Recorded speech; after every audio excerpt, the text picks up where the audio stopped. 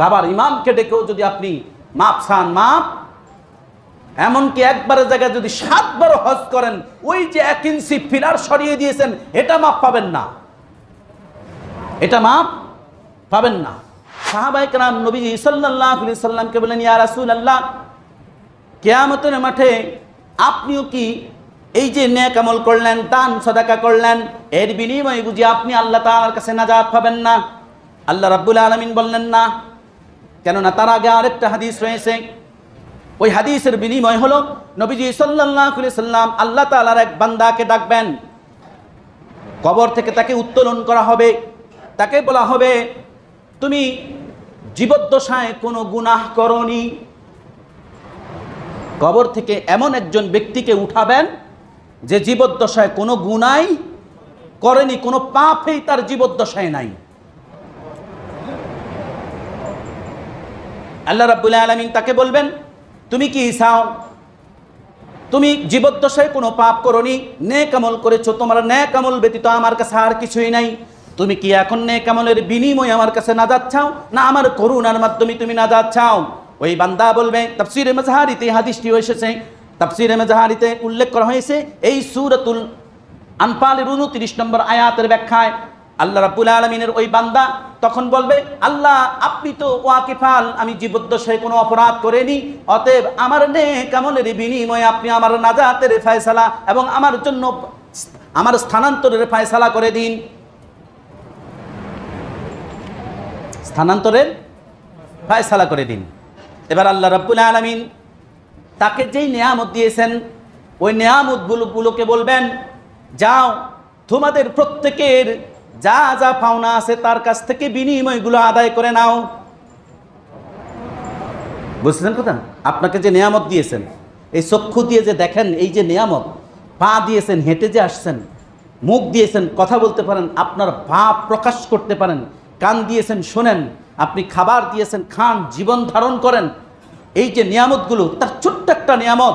এভাবে প্রত্যেকটা নিয়ামতকে বলবেন, যাও তোমাদের প্রত্যেকের বিনিময় তার কাছ থেকে গ্রহণ করো। সে ওই নিয়ামতের বিনিময় যদি তার নেক আমল দিয়ে দিতে যায়, তার কাছে আর কিছু থাকবে? তখন আল্লাহ রাব্বুল আলামিনের কাছে ওই ব্যক্তি সারেন্ডার করে বলবে, আল্লাহ আমার নিয়ামতের, আমার নেক আমলের বিনিময়ে আমি নাজাত পাবো না, তোমার করুণা রহম দিয়ে আমার নাজাতের ফয়সালা করে দাও। এই হাদিস যখন আলোচনা করলেন মুহাম্মদুর রাসূলুল্লাহ সাল্লাল্লাহু আলাইহি সাল্লামকে সাহাবায়ে কেরাম বললেন, ইয়া রাসূলুল্লাহ আপনিও কি নাজাত পাবেন না?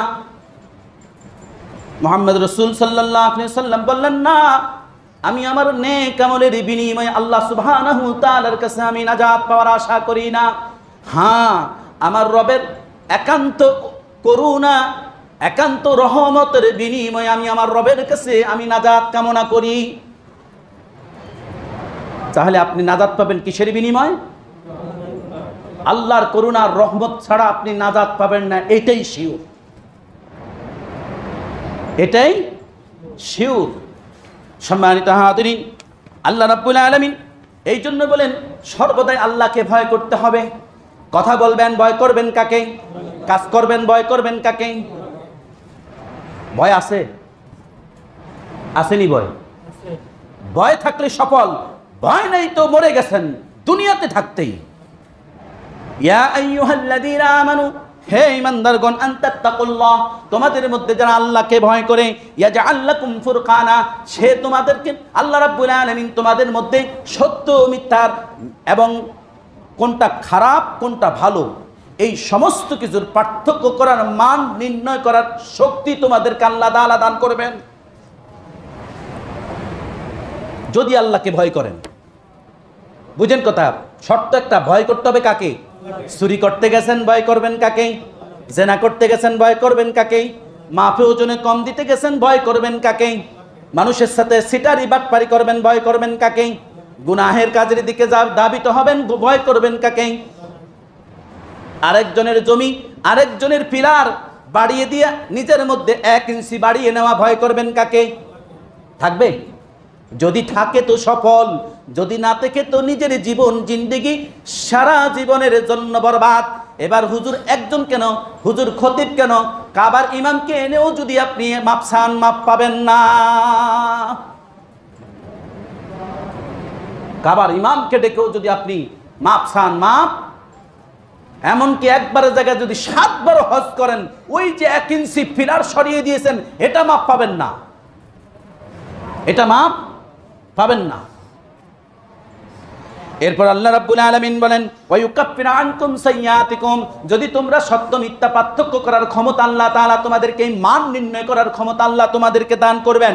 যখন আল্লাহ তোমাদেরকে এটা দান করবেন, ওয়া ইউকাফিরু আনকুম সাইয়্যাতিকুম, তোমাদের পাপগুলোকে মোচন করে দিবেন, ওয়া ইয়াগফির লাকুম, তোমাদের অপরাধগুলো ক্ষমা করে দিবেন। কে করবেন? আল্লাহ। এরপর আল্লাহ বলেন, ওয়াল্লাহু যুল ফাদলিল আযীম, আল্লাহই অনুগ্রহ এবং অনুগ্রহশীল, আমাদের জন্য কল্যাণকামী, মঙ্গলময়। আমাদের প্রতি অনুগ্রহকারী কে? তাহলে আমি জান্নাতে যেতে হলে কার অনুগ্রহ দরকার? এবং বদ আমলগুলো বাদ দিতে হলে কার অনুগ্রহ দরকার? এবং আল্লাহ রাব্বুল আলামিন সর্বদাই আমাদের জন্য মঙ্গলকামী।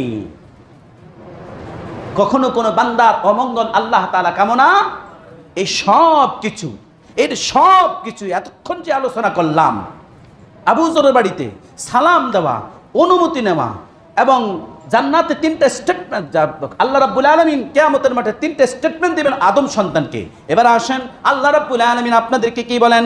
কুল হাল ইয়াস্তাবিল্লাযীনা ইয়ালামুন, হে মুহাম্মদ সাল্লাল্লাহু আলাইহি ওয়াসাল্লাম, আপনি তাদেরকে প্রশ্ন করুন।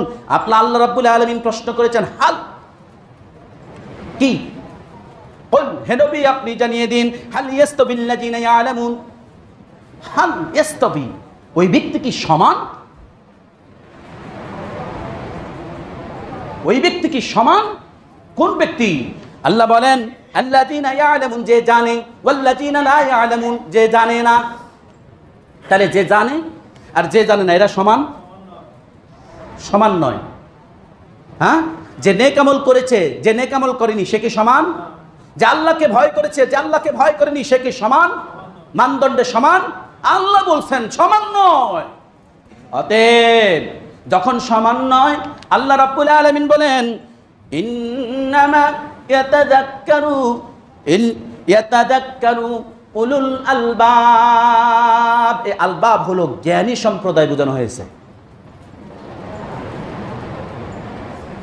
আপনাদের কি বলছেন? আপনাদের মধ্যে যারা জ্ঞানী, বিজ্ঞ, অভিজ্ঞ, প্রজ্ঞাবান, মেধাবী সম্পূর্ণ, কিসের ব্যাপারে? কিতাবুল্লাহর ব্যাপারে, সুন্নাত রাসূলের ব্যাপারে, হক হক বলার ব্যাপারে, ফুরকান সত্য মিথ্যার পার্থক্য করার ব্যাপারে জ্ঞানী সম্প্রদায়ের জন্য রয়েছে উপদেশ। জ্ঞানী সম্প্রদায়ের জন্য কার পক্ষ থেকে উপদেশ? আল্লাহর পক্ষ থেকে উপদেশ। এখন প্রশ্ন হলো, ওই উপদেশ গ্রহণ করেন কিনা? এই জন্য আল্লাহ রাব্বুল আলামিন অন্য আয়াতের মধ্যে আপনাদেরকে প্রশ্ন করেছেন, আফালা ইয়াতাদাব্বারুনাল কুরআন, তোমরা কি এই কোরআন নিয়ে চিন্তা গবেষণা করবা না?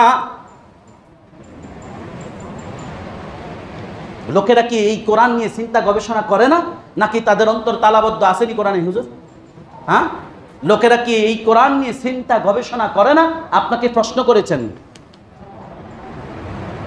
আল্লাহ সুবহানাহু ওয়া তাআলা এই জমিনের মধ্যে চলার ক্ষেত্রে অনেক প্রশ্ন করেছেন। এই প্রশ্নগুলোর জবাব কি আপনি রেডি করেছেন? রেডি করেছেন? যদি রেডি না করে থাকেন, তাহলে চিন্তা করুন তো, আমি তো আল্লাহ সুবহানাহু ওয়া তাআলার প্রশ্নগুলোর জবাব এখন পর্যন্ত রেডি করতে পারিনি, তাহলে আমার বাঁচার উপায় কি? খুব কঠিন না? হ্যাঁ, এই জন্য আল্লাহ তাআলা আবার আশ্বাস দিয়েছেন, লা তাকুনাতু মির রাহমাতিল্লাহ। আবার এখানে আল্লাহর অনুগ্রহ, রহমত, তোমরা আল্লাহর রহমত থেকে নৈরাশ হইও না। অতএব আল্লাহর রহমতের উপর থাকো, ইত্তাকুল্লাহ, আল্লাহকে ভয় করো, তার হেদায়েতের পথে চলো, ফুরকান সত্য মিথ্যার পার্থক্য বুঝো, কোনটা সত্য কোনটা মিথ্যা, কোনটা করা ভালো কোনটা করা খারাপ, কোনটা করলে আমার ক্ষতি হতে পারে, কোনটা করলে আমার লাভ হতে পারে আল্লাহ এবং তার রাসূলের দৃষ্টিতে, এমনকি আমার বাহ্যিক জিন্দেগিতে আমার কল্যাণ হতে পারে, আমি সেটাই করব। যেটা করলে আমার আজকে ভালো কিন্তু কালকে অকল্যাণ, কারণ আজকে ভালো কালকে আমার জন্য অকল্যাণ, বুঝেন? কিন্তু আজকে আমার জন্য ভালো, কিন্তু এই ভালোটা কালকে আমার জন্য অকল্যাণ হবে, এই কাজ করা যাবে না। এটাকে বলে সাময়িক কল্যাণ, কিন্তু আগামীকালের অকল্যাণ চিরস্থায়ী অকল্যাণ হয়ে যাবে। তাহলে এই অকল্যাণমূলক কাজ আমাদের করা যাবে না, ইত্তাকুল্লাহ, আল্লাহকে ভয় করতে হবে। আল্লাহ সুবহানাহু ওয়া তাআলা আমাদের সকলকে আমাদের এই আলোচনা থেকে জানার মানার আমল করার তৌফিক দান করুন।